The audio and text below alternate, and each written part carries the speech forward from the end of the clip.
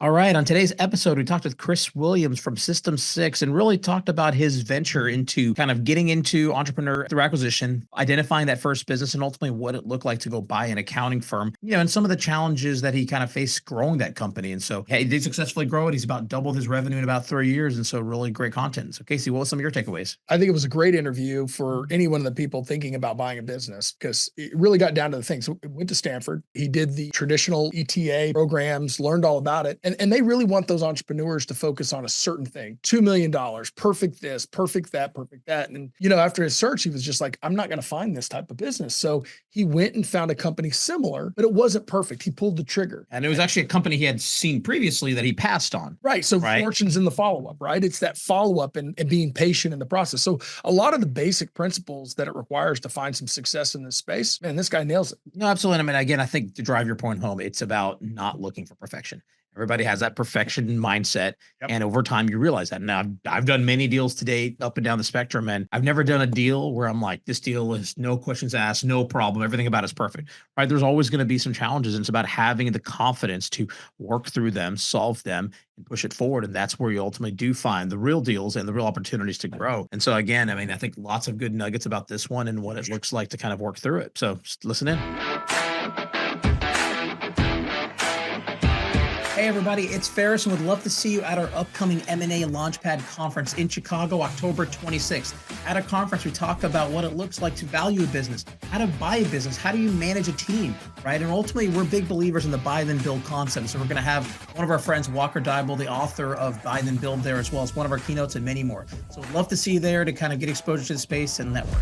On today's episode, we have Chris Williams here to talk about accounting and kind of his journey into his first business. So Chris, welcome to the show. Thank you guys for having me. Super pumped to be here. And thanks for what you guys are doing in the small business acquisition ecosystem. Houston was a great first conference and looking forward to many to come. Yeah, awesome. Man, we enjoyed meeting you. Yeah, we got to meet you at the conference, right? So we have our next one coming up in Chicago in October 26th for those that are listening. But, it was a good chance to kind of meet Chris face to face and learn a little bit more about his journey, right? And really talk about, kind of the paths that people go down in terms of their first acquisition and really what changes along that path. So, Chris, for the listeners, you want to give a little bit of an overview as to maybe your background, right? You're going to finish your MBA and really what sent you down this path versus what traditional MBA is, hey, I want to go work at a corporate company somewhere in the finance space. Exactly. Yeah, 100%. So that was my career before going to business school. I worked in investment banking and then private equity, and went to business school to kind of explore what other paths were out there and discovered this idea of, hey, I can go buy a small business and grow it and build my career building something. And that's what attracted me to this ecosystem. And then ultimately— But did you see that from seeing like a billboard in school, or what made you realize So I was at Stanford, where this is one of the really common Stanford's famous for being a big part of the search fund ecosystem. So it's hard one of the to first, miss it. right? Yeah, it's kind of, first world problems that people shouldn't debate over. Some people say it's Stanford, some people say it was Harvard, but it's one of the first. It's one of the first two for sure. We'll be at the Harvard ETA in October as well, and then we definitely need to make it out to Stanford. They've got a bigger conference than Stanford does.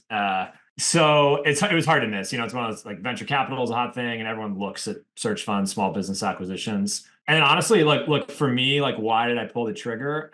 The best business kind of career advice I ever got was, hey, assume you're going to be successful in whatever your kind of next 20-year arc is. What gets you more excited? And for me, it was go work in corporate finance in an investing role and be a, partner at an investment firm, or buy a small business and grow it from small to medium, and be running a several hundred person organization 15 years from now. That just got me more jazzed. It was really that simple. So, if you look at it on paper, I think it's hard to maybe rationalize doing something really entrepreneurial, but you kind of either feel it or you don't. And that's what got me going. Yeah. No, I mean, being an entrepreneur is fun, but there are days where it's just such a pain. You have 200 employees and 200 people's problems become your problems. But, it's the fun of the bigger picture and the long term of it. So it's, and I tell these people all the time, it is more stressful than my prior life for sure, more long-term stress, but also more energizing. And I feel like doing something that gets you energy is worth it in the long run. You either have it or you don't. It's you either have it or you don't. I mean, that is the truth. I mean, and it does, not one is better than the other. Totally. Because this is a hard journey. There's nothing easy about it. And, one thing I really didn't appreciate, and now I feel it, is, there's no off in this world. I can work whenever I want, right? And sure, I take weekends and take time away, but it's still in your mind. And, as opposed to even in a long 80, 90-hour investment banking job, like when you're off, you're off. And if you're going to do this, you got to be comfortable with stuff like that. There is reality to if you're doing your own thing, you have autonomy and freedom, but you also have something constantly rolling. And that's not for everybody. Like sometimes hustle porn, is like everyone should be an entrepreneur. Like if you want to go out to W-2 and make six figures, whatever, and have a great career, like go for it. That's a very valid path. Because you get to shut off at times, I mean, there are some big trade-offs in entrepreneurship and working. I've had one traditional job in my career, and I did some sales and did some stuff, and I'll tell you what, man, it was pretty awesome. I mean, I closed a deal, I made some money, I moved to the next, but when Saturday or when the weekend came, I didn't think about anything until the Monday morning sales pipeline meeting. I mean, that's the thing I miss the most is like, Sunday afternoon, every minute of the day when you're an entrepreneur is somewhat a decision. Hey, do I want to go work or do I want to not work? And you recognize there's a little bit of opportunity cost in that time. And of course, you can't work 24/7. But I do miss Sunday always afternoon. Monitoring, always was even Feras if I'm on vacation, I get stressed out about all of the stuff I got to come back to and catch up on. So I'd rather just monitor loosely and just kind of minimize what I got to catch up on later.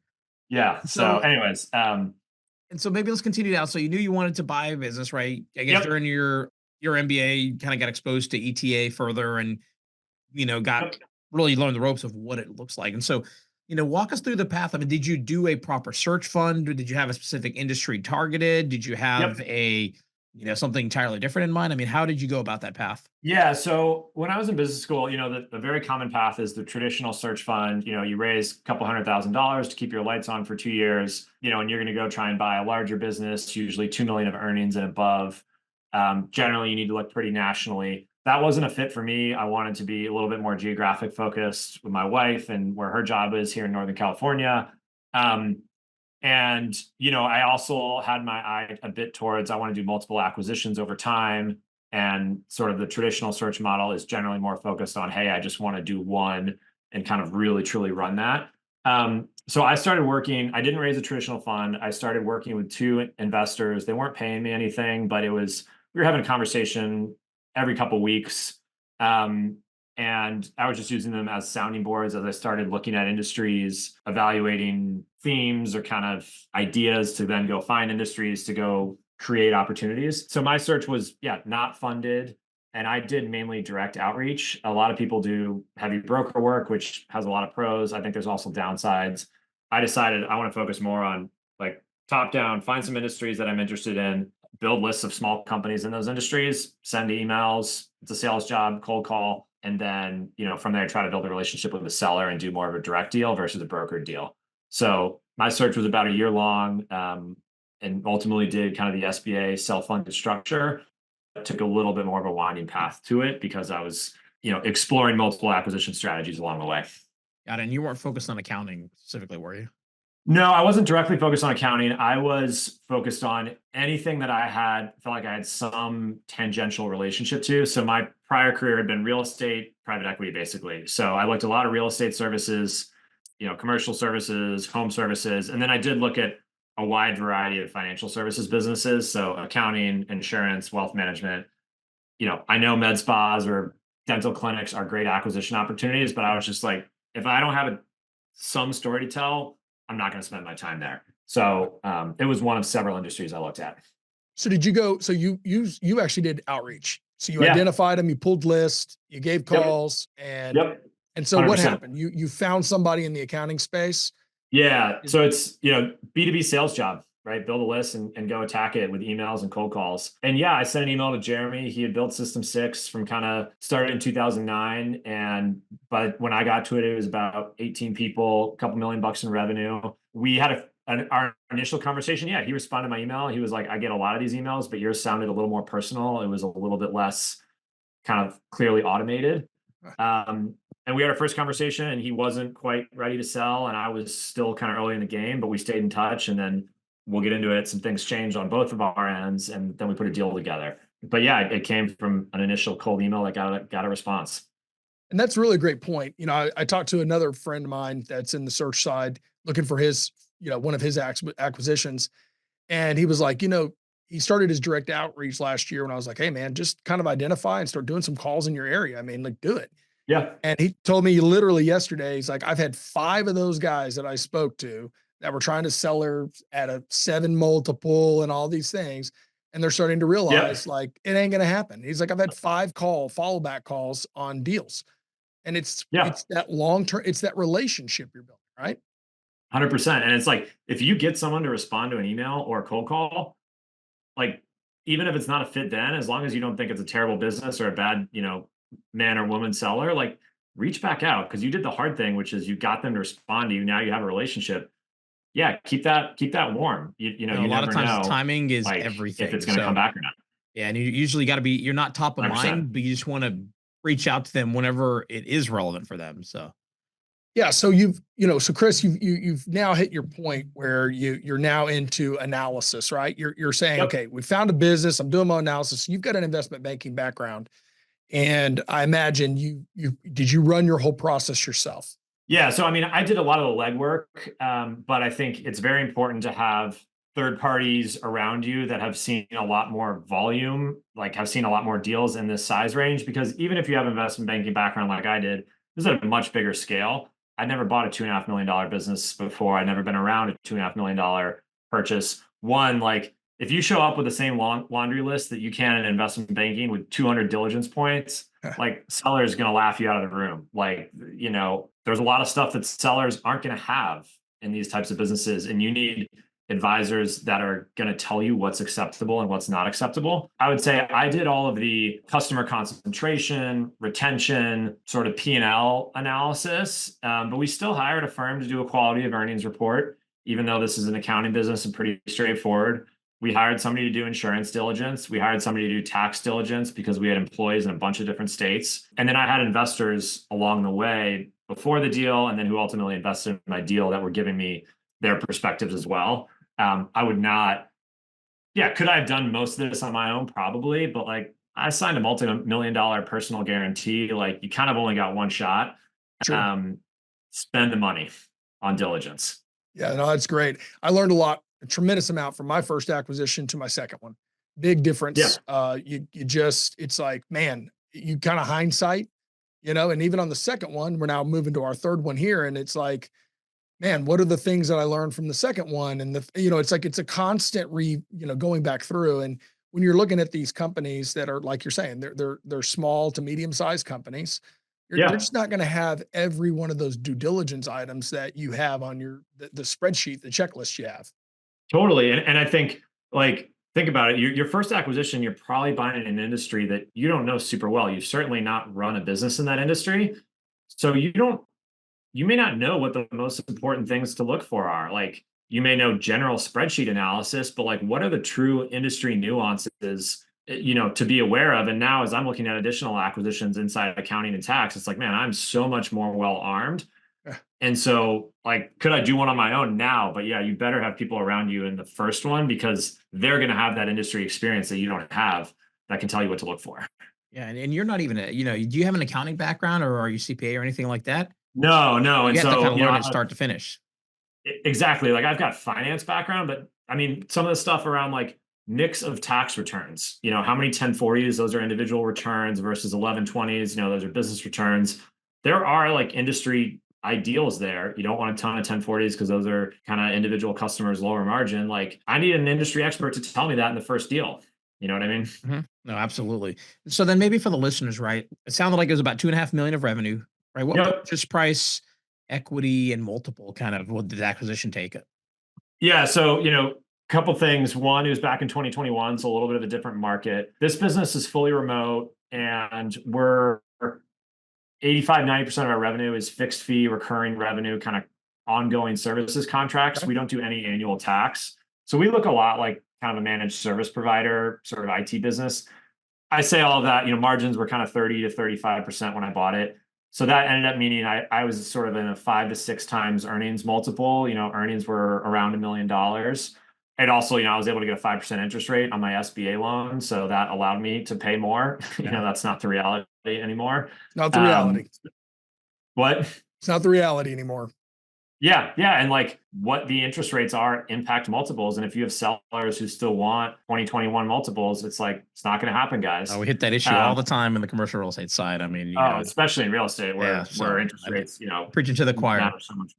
Got it. But yeah, so I was gonna say 75% SBA loan, 15% seller note, and 10% cash down, which is very typical sort of SBA purchase structure.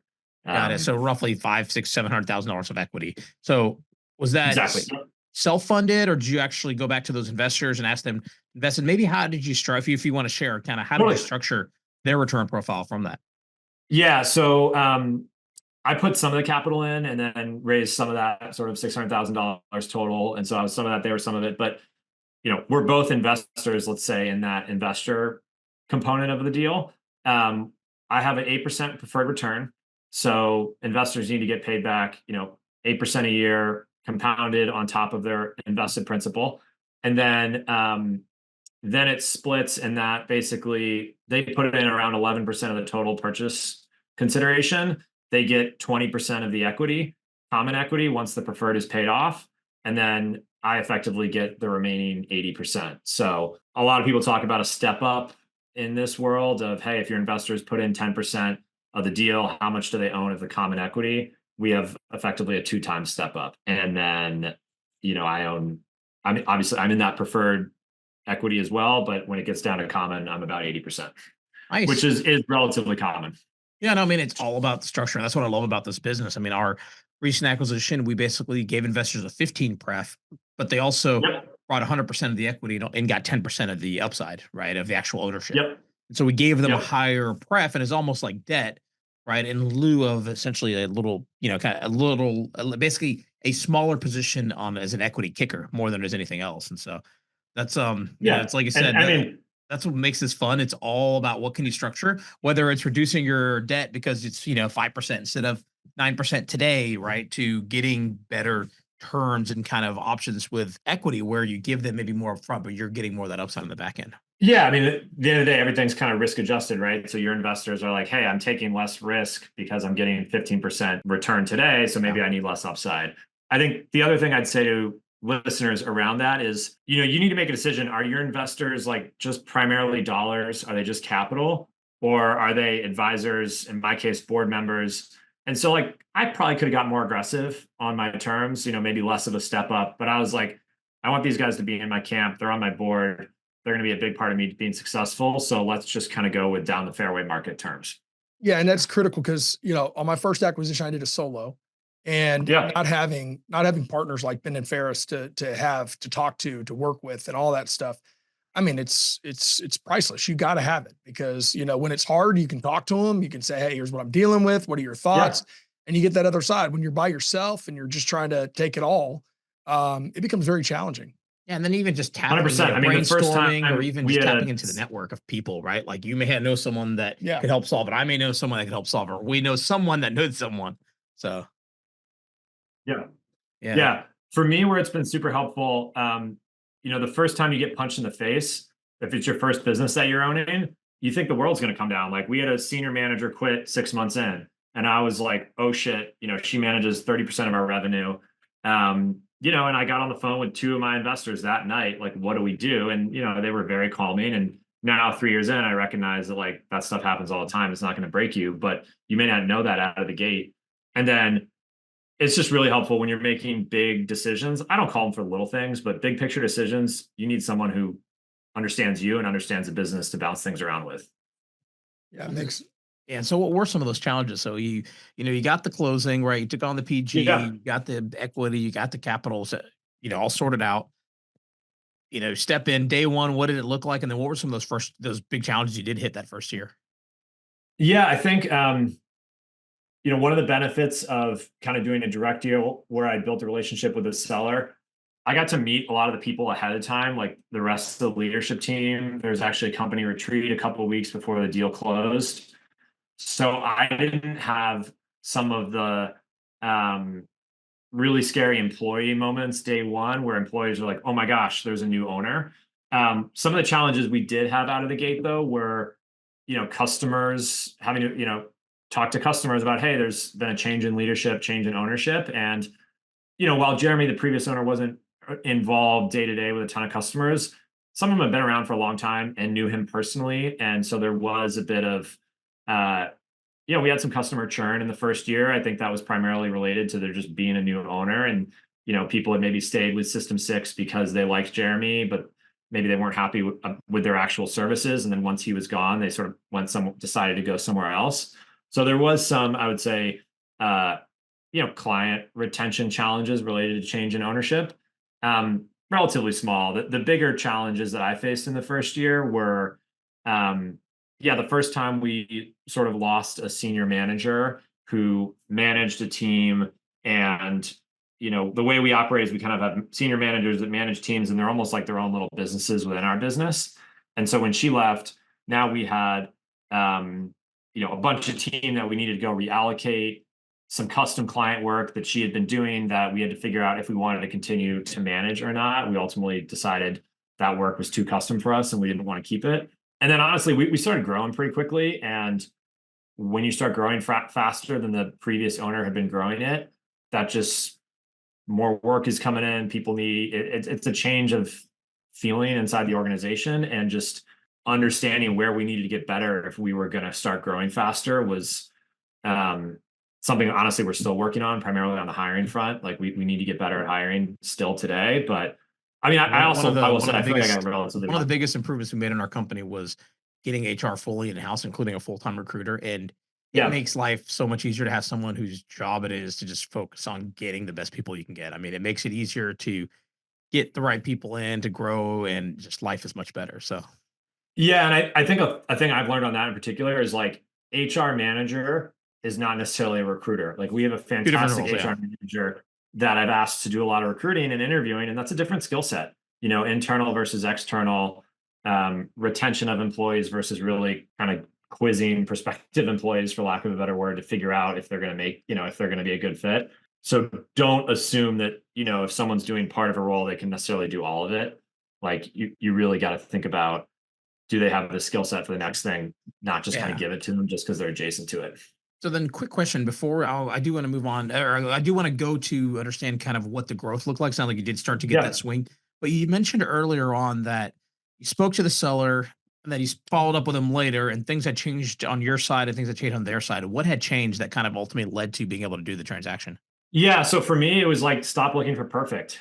I was looking for that $2 million EBITDA business that was, all recurring revenue growing at 25% a year that I could pay 5 times, EBITDA for. And it's like, that's not out there. And then on his side, timing is everything. Like he had a family tragedy where, he lost his father kind of unexpectedly. And that made him realize like, maybe I don't want to be working as hard and spend more time with the family I still do have. He had young kids at the time. So candidly, that was it. It was like, he and I just stayed in touch. I sent him an email every couple months. Hey, how are things going? And then one of those, I got an email back from him being like, I'm actually thinking more seriously about selling right now. And then I was more interested at that point because I realized it's harder to find perfect. And sometimes those life-changing events change. I mean, those are the selling indicators, right? Things happen and people make a decision. You hear a lot of stories of stuff like that. And, hopefully it's not always something like that, but it's, my wife got a new job and I'm going to move, or my kid,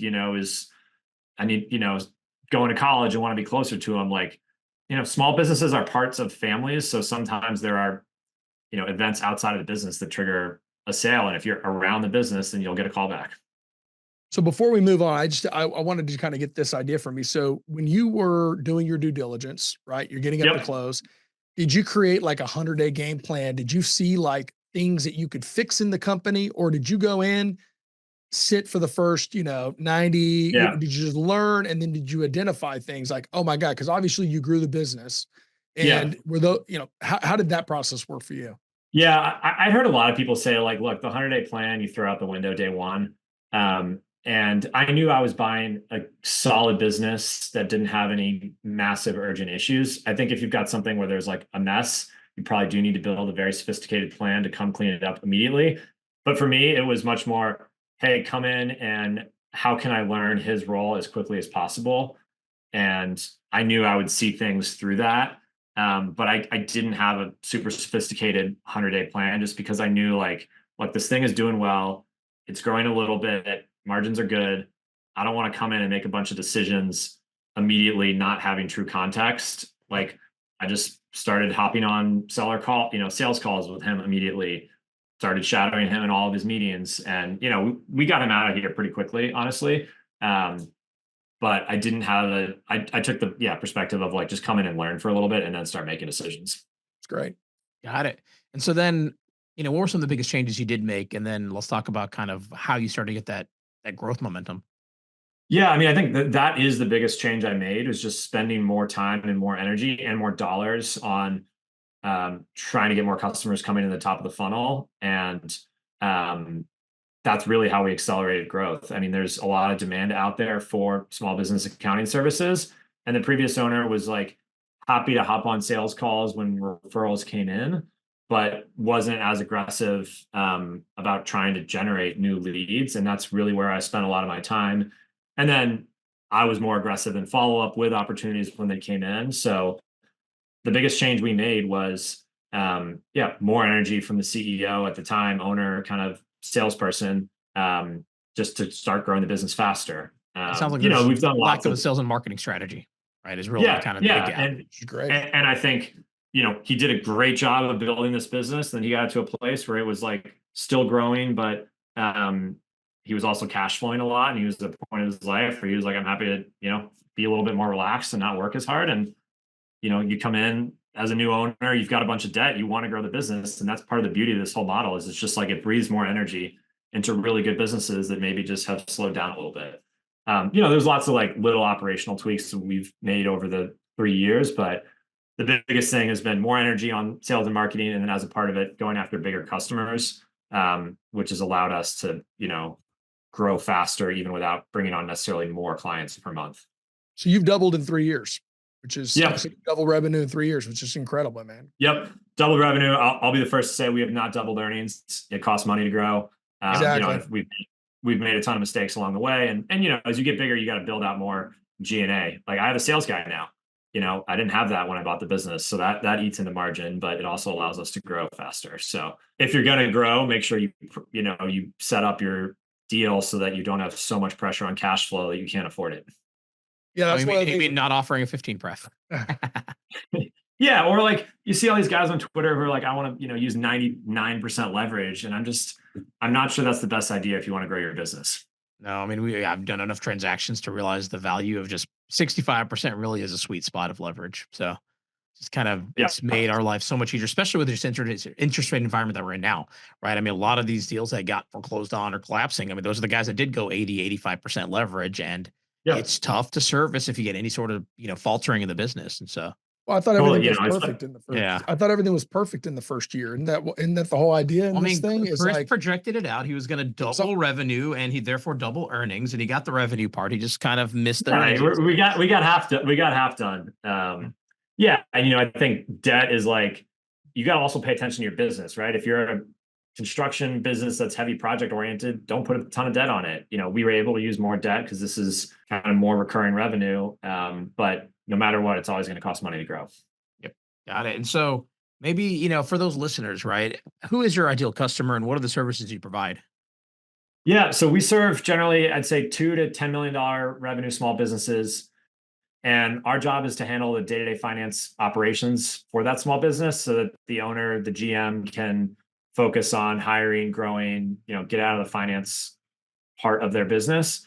So what that really means, it's bookkeeping, payroll processing, it's invoicing, it's, bill pay. If you've got multiple locations, we'll consolidate your financials, creating policies around AP. We'll train your staff on how to use expense management. If you've got guys in the field with credit cards and they need to start scanning receipts with Expensify, like we'll teach them how to do that. So our job is to set up and run the finance department for generally $2 to $10 million small businesses. We have some that get up to 15. We have some that, are down to $1 million in revenue. But our sweet spot is kind of 10, 20, 30 employees and growing, and an owner that doesn't want to spend their time in the day-to-day. Awesome. Very nice. Perfect. No, Another acquisition in the horizon? Are you hunting? Yeah. I've got an LOI right now, actually. So we don't do taxes. It's a very obvious add-on service for us. You know, we have 180 small business clients. Every single one of them files usually several tax returns a year. So I've got an LOI right now on a tax firm that would really become System 6 tax. The medium term goal is we want to do tax, we want to do day-to-day finance, and then we want to do CFO kind of strategic advisory work. And then that would be the whole System 6 finance umbrella. Long term, we want to do insurance and HR consulting and just do sort of full service professional services for small businesses. But it starts with System 6 finance, which is going to be accounting, tax, and CFO. I love and the other thing I'll say that's been fun is a lot of our new customers are people buying small businesses. So that's, you know, kind of how I met you guys. Is it's fun to still be in the community serving people that are on the same path I've been on. No, absolutely. And like I said, accounting is a critical function. And, like the vision, I mean, it's kind of the same vision we have at Equity Launchpad. It's really, we have the things that most companies don't focus on, which is sales, marketing, HR, IT, accounting, and legal, right? Those are 6 departments of the company that we could then apply towards any portfolio company to help make it better or stronger and learn, between the different companies, what's working well, what's not. Hey, we rolled out this, this health plan here and people love it and it's 20% cheaper and it's 20% better. Great. We should get that across the rest of the company. Or, hey, we're negotiating a big HubSpot contract here, but we have 6 across the different portfolio. Let's go consolidate and get better pricing. I mean, it starts to self-fulfill itself, right, in a lot of ways. And so it's a good vision. Yeah, I mean, a lot of people, right, this idea of multiple acquisitions and then creating a shared services kind of department up top. I think it's a model that's becoming, it's relatively new, but it makes a ton of sense because at the end of the day, these small businesses, their core competency is not negotiating with HubSpot or doing accounting. Their core competency is whatever the product or service is and then delivering that to customers. And, why should 10 different small business owners learn how to do all these other things when you guys can learn it really well and then distribute that to, the 10 businesses that you guys are going to own one day. Absolutely. So awesome. Let's go ahead and move on to our rock around. All right. Love it. Here we go. All right, Chris. So let us know, what do you like to do in your free time? Right now, golf. Golf is my favorite hobby, passion. I grew up playing golf. It's a great release. My wife is expecting our first child, so hobbies are going to change a lot. Coming up here in December. And so I'm playing a lot of golf right now because I know I'll be playing less once we welcome our first daughter, but, or you'll be playing 9 holes. You'll just be playing 9 holes. You won't get the whole 18. Yeah. Yeah. 9 holes early in the morning. And maybe that's okay. It doesn't need to be all 18. It's like me. I go flying early in the morning because before the family realizes that I was kind of gone for 2-3 hours and try to just really squeeze it in first thing. So, yeah. Yeah. Right, it's still important to have hobbies. No, absolutely. I mean, it's a way, especially, that's what I tell people. That's why I like flying, because you forget about everything in the world because you're focused on flying the airplane and making sure you don't, hurt yourself. So, yeah. Like golf. Yeah. All right. So let's go to the next question. So most memorable moment in your business journey? Honestly, the first time I met a customer at an event that I didn't know was a customer of ours, that to me, this happened about 8 or 9 months ago. I was at a small business acquisition happy hour in Tampa. And I was talking to a guy about what we do, and he kind of cut me off. He was like, "Yeah, I use you guys," and I was a little embarrassed. But it also that's a testament that we're growing. I hired a sales guy. Leads come in, they go to him, he closes a deal, and I don't need to be involved in that. That's the first thing that jumps out of we're starting to get moving if we have customers that have never been met before. Yeah, that's a great story. And then last question: what's your favorite tool or resource?